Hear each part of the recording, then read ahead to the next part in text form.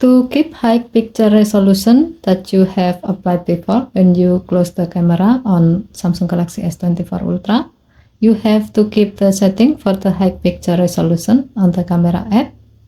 To do so, open camera app and then tap the setting icon at the top left. Scroll down the screen. Under General section, tap Settings to keep, and then tap the gray on off switch next to High Picture Resolution until the switch turns blue to turn it on. To see how it works, tap the back key twice.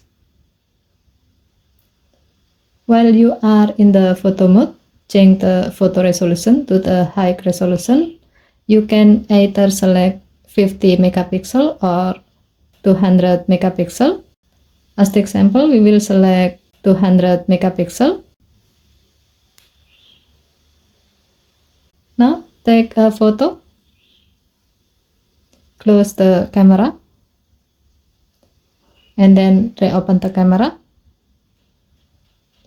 As you can see, the camera app will still use high resolution, in this case 200 megapixel that you have applied before in the photo mode, even after you close the camera.